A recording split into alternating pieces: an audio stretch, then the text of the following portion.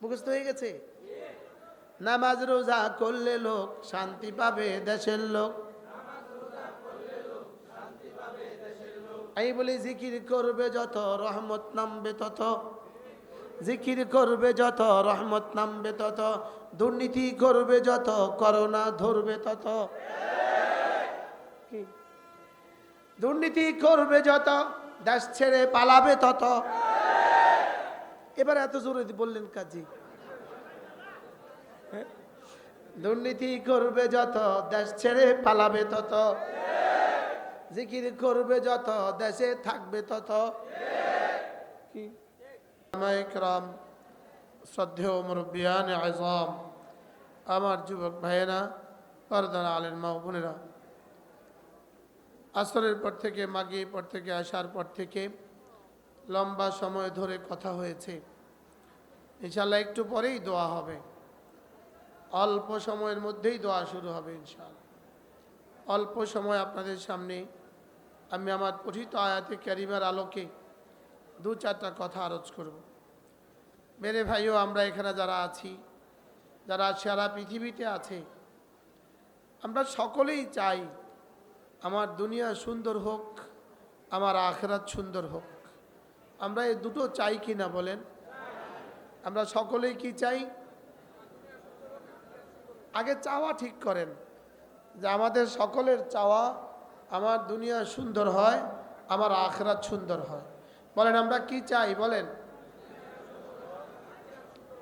এখন আমার চাওয়া পুরো হবে আমার চাওয়া দিয়ে না রবের চাওয়া দিয়ে? আমার চাওয়া দিয়ে পুরো হবে না। আমার চাওয়া দিয়ে কি হবে না বলেন? পুরো হবে না যতক্ষণ না আমার চাওয়ার সাথে রবের চাওয়া না মিলে। যেমন আমি দুধ চাই তো গাভী লাগবে, সন্তান চাই তো বিয়ে লাগবে, ডিম চাই তো মুরগি লাগবে। আমি দুনিয়াতে শান্তি চাই, আখিরাতে শান্তি চাই, তো আমার দুটো জিনিস লাগবে, আমার ঈমান লাগবে, আমল লাগবে। বলেন কি লাগবে বলেন? আমি কাঁঠাল চাইলাম আর কাঁঠাল গাছ লাগালাম না, এই কাঁঠাল কিয়ামত পর্যন্ত হবে না। আঙ্গুর চাইলাম তো আঙ্গুরের বাগান লাগালাম না, এই আঙ্গুর হবে না। তা আমি শান্তি তো চাই, সুখ তো চাই দুনিয়াতে আর আখিরাতে, লেকিন সুখের ফর্মুলা মতো চাইলাম না, এই সুখ কিয়ামত পর্যন্ত হবে না। এই সুখ রাস্তার মিছিলের মধ্যে থাকবে। এই সুখ কোথায় থাকবে বলেন? খুন্তি মার্কায় দিলে ভোট শান্তি পাবে দেশের লোক। গত ৪৫ বছরে কি পরিমাণ শান্তি পেয়েছি আমরা, বুঝেন না? তো স্লোগান তো বহুতই দিলাম, শান্তি পাবে দেশের লোক বলেন, লেকিন শান্তি আর আসে না। কেন শান্তি আসে না?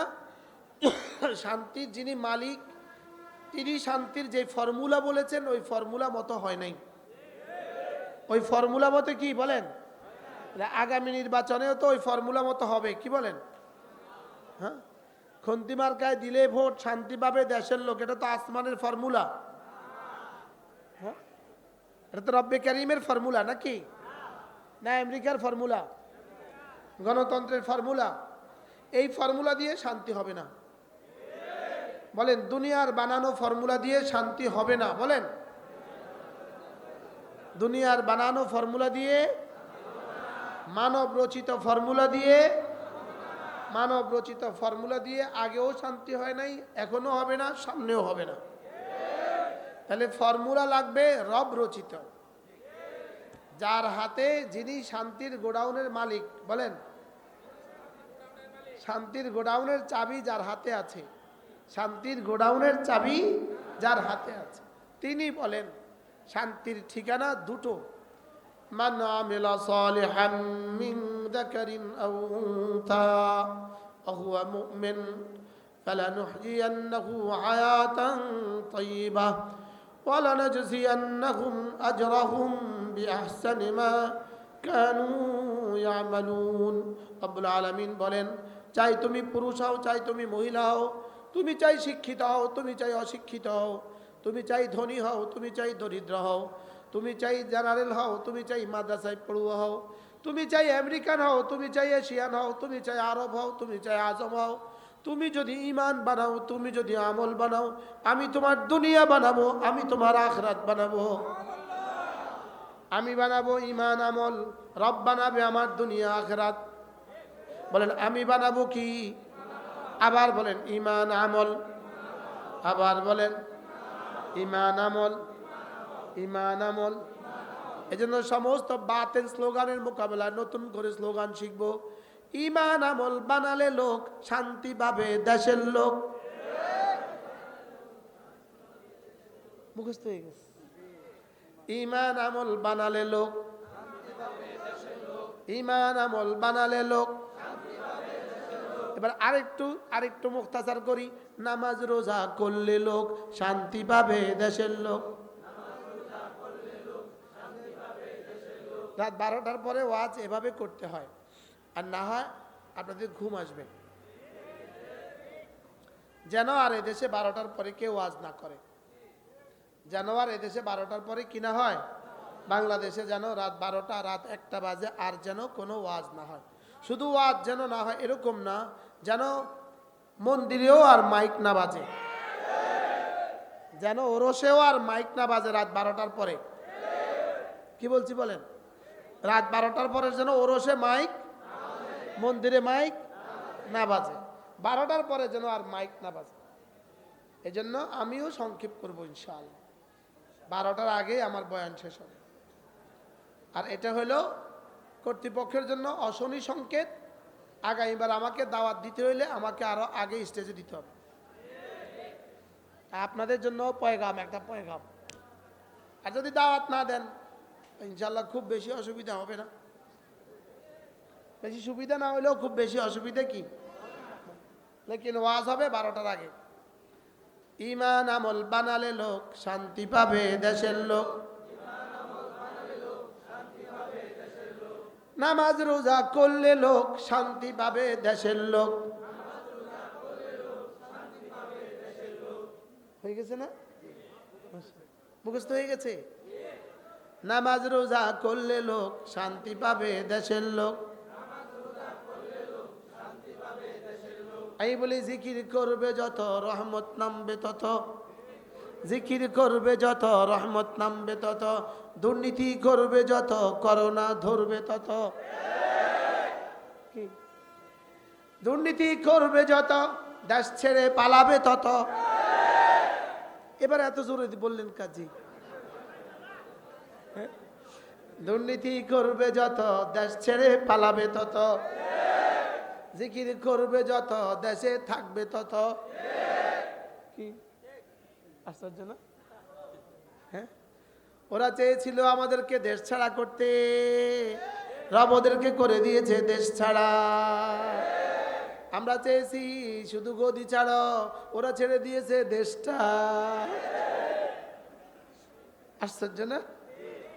এজন্য দুর্নীতি করবে যত দেশ ছেড়ে পালাবে তত, জিকির করবে যত দেশে থাকবে তত। কি ভাই, ওরা কি চেয়েছিল? আমাদেরকে চিরতরে ধ্বংস করতে চেয়েছিল, আর রব তাদেরকে চিরতরে দেশ ছাড়া করে দিয়েছে। এজন্য ঈমান আমল বানাবে যত শান্তি মিলবে তত। মান আমিলা সালিহাম মিন যাকারিন আও উনসা ওয়া হুয়া মুমিন। তুমি ঈমান বানাবা, তুমি আমল বানাবা, তুমি 1 নম্বরে ঈমান বানাবা লা ইলাহা ইল্লাল্লাহ, লা ইলাহা ইল্লাল্লাহ, লা ইলাহা ইল্লাল্লাহ, লা ইলাহা ইল্লাল্লাহ।